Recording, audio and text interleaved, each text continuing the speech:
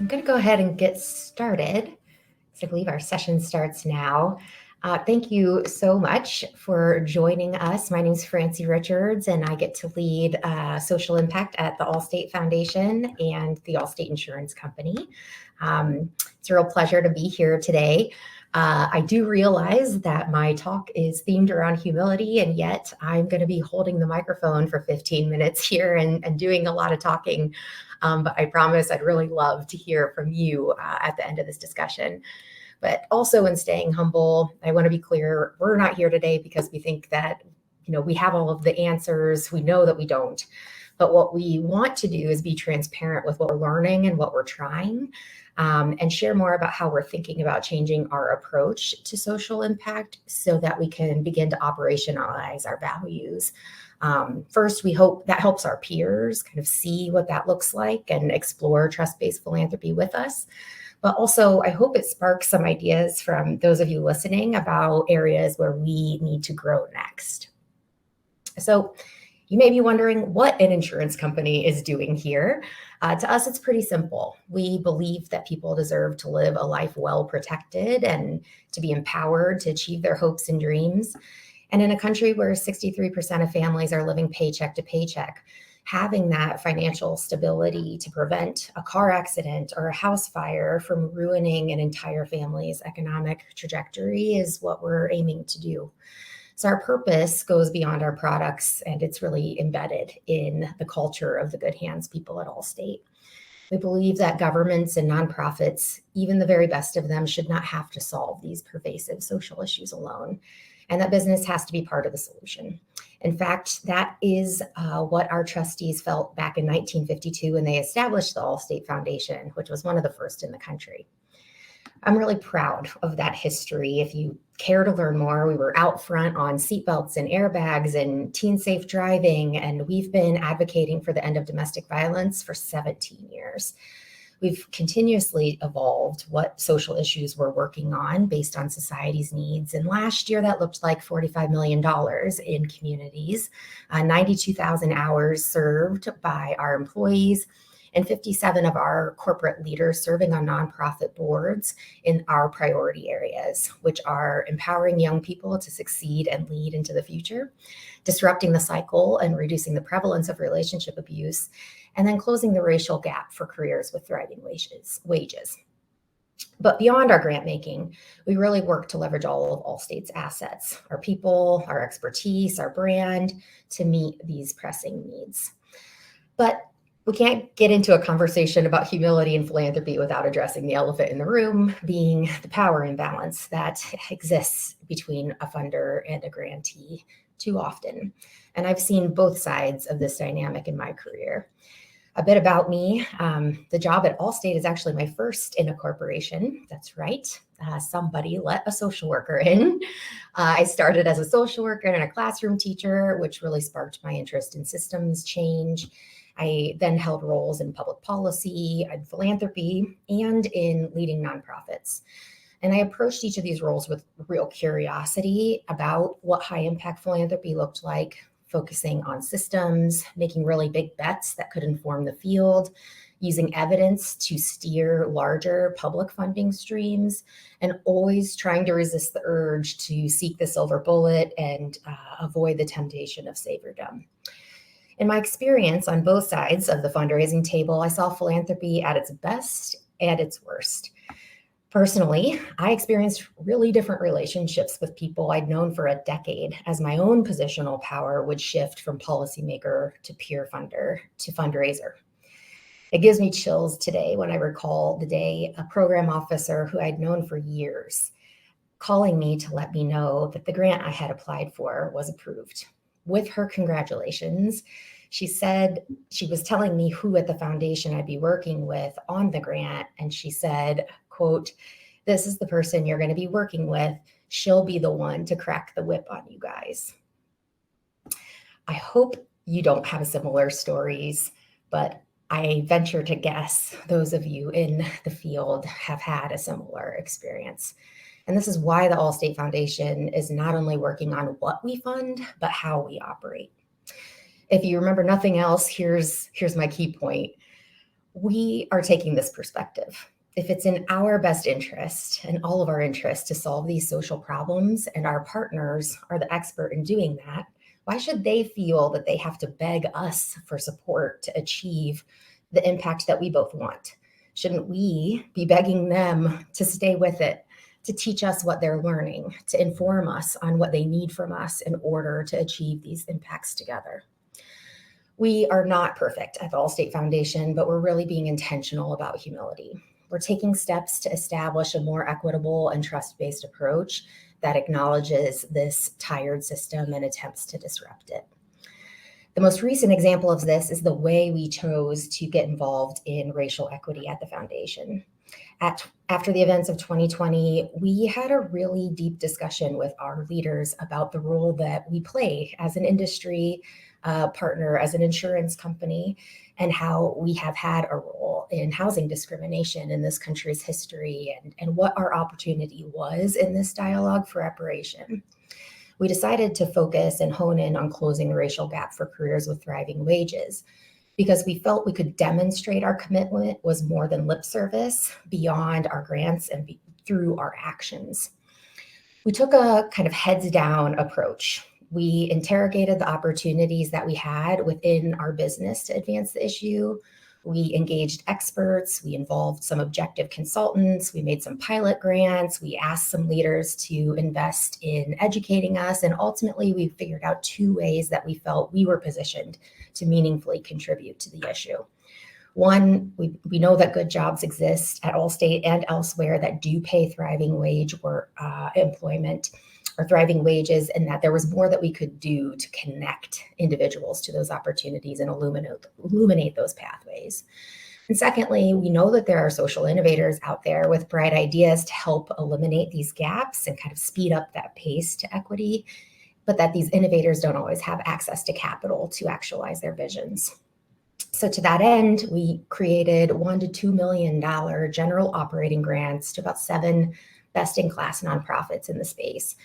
It's just allowing our partners, the experts, to use the funds how they know best and how they'll have the greatest impact, so that we could learn from them, the ones most proximate to the issue we're trying to solve. We granted in sizable amounts in acknowledgement of the time that it would take for them to invest in our learning as we work together. So while the company took an important step saying we were going to add a new pillar to the foundation around racial equity, again, it wasn't just powerful because we did that. It was powerful because it was an action that complemented other corporate actions at Allstate. For example, we joined 110 Coalition, which is an effort where we, too, with other companies, are committed to upskilling, hiring, and elevating the career progression of Black Americans in thriving wage jobs. We've also joined the Second Chance Business Coalition, although we've been hiring second chance workers for many years. We've removed 4-year degree requirements from a lot of jobs in our system where they really weren't required to be successful in the role. We've more than doubled our spend with diverse suppliers. Last year, we joined just 6% of companies that are being transparent with our EEO-1 filings or our diversity data. And in 2020, we were the first insurer to return funds to our customers when we realized they weren't actually driving while they sheltered in place. So we've tried to not take the approach of cutting some checks and walking. When we choose to stand for a cause, we really try to explore everything that we can do, not only the grants that we can make. So even with our history of effort, we continue to approach this issue of racial equity with a learning spirit. We didn't make a splashy announcement or make some big branded initiative. And make no mistake, we still are a business that wants more customers. So it's not always easy to say, there's a time and a place for celebration. We're going to take the humble road. But one of our partners called this thought humility instead of thought leadership. And it's a term that I really love and one that I'm aspiring to keep living into. Going forward, we'll continue to be proactive in identifying the best in the field, and we will continue this kind of anchor work of making big bets in organizations that are proximate, well-informed, and probably can move the issues the furthest, the fastest, based on their situational position in the work. These organizations will probably be large typically or national in scope, but they'll all share our commitment to equity and our values. At the same time, we know there's promising work being done in smaller organizations, more often led by people of color, and that they are bringing new ideas and experience to bear. And our strategy wouldn't be complete if we didn't figure out a way to support these leaders, although we don't always yet know who they are.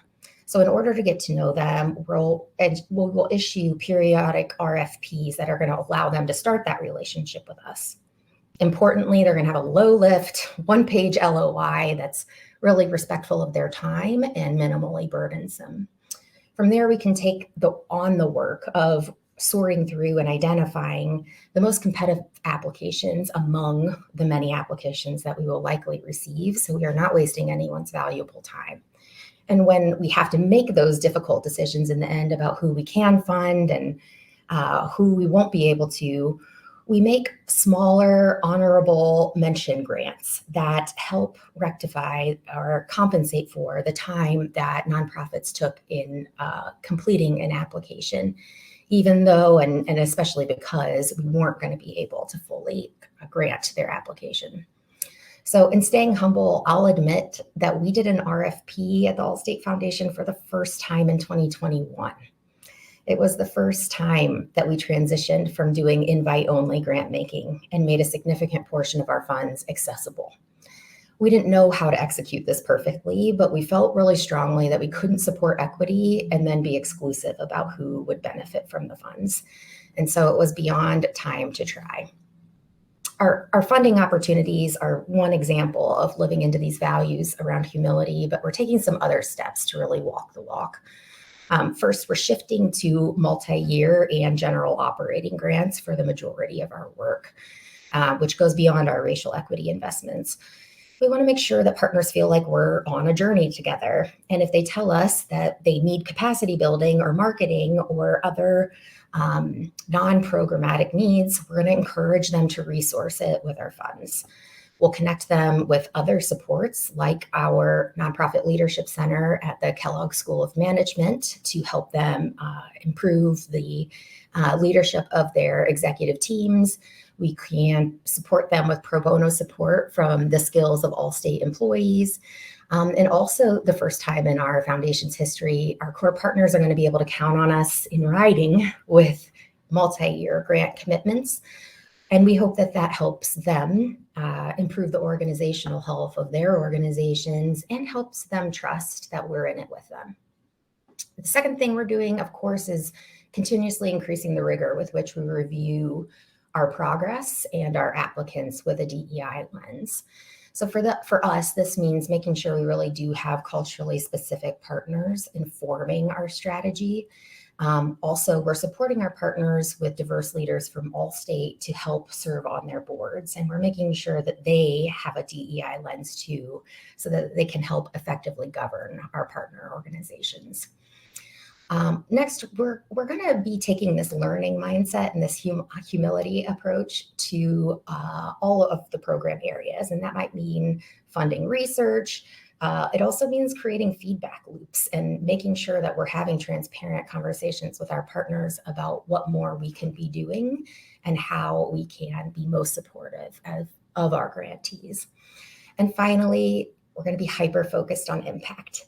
You will be unlikely to see any commercials anytime soon from Allstate that is celebrating which nonprofits we fund or what charity initiative we're a part of. We have determined that we would use those funds in order to invest in community and instead stay focused on impact instead of recognition. So again, I don't have all the answers, and I know that it's really difficult if you're a peer funder like us. We work with executives who are pretty good at risk mitigation, so we can attest it's difficult to say it's time to have a trust-based general operating grant of $1 million or more to a new nonprofit for us, but it is important to the change that we all want to see. So with the time we have left, I'd really love to hear from you and crowdsource the next ways that we can live into these values. How do you see humility showing up in your work, or how do you wish you were seeing it? please feel free to share in the chat or come off mute and help us learn.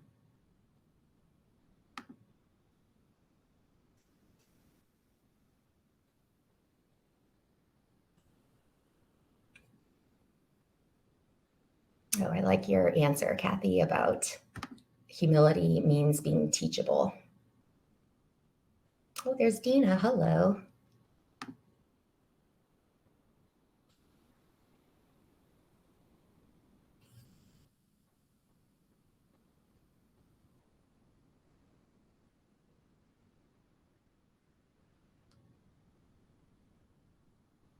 Angela has a great definition of humility about coming into spaces where you recognize what you don't know and that you have much to learn.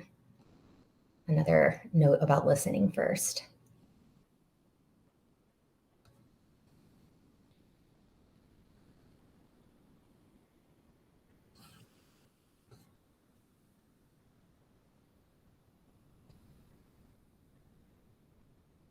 This is great. Any other, I'm just checking over the chat. I think I've caught up here. Any other questions? Oh, here's one. What piece of advice would you give other corporate foundations looking to shift their strategies? My advice is get started with something.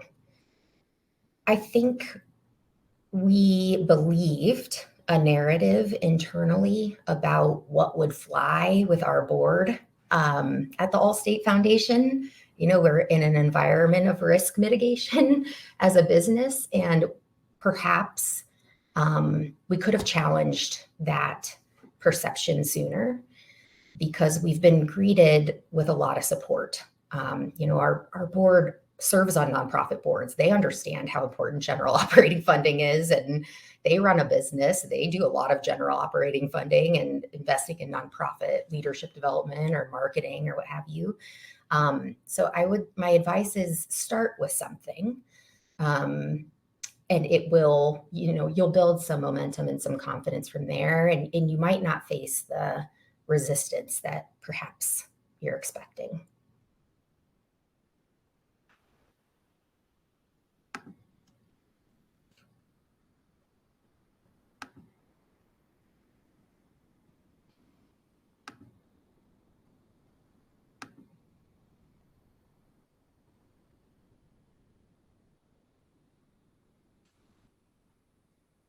Excellent.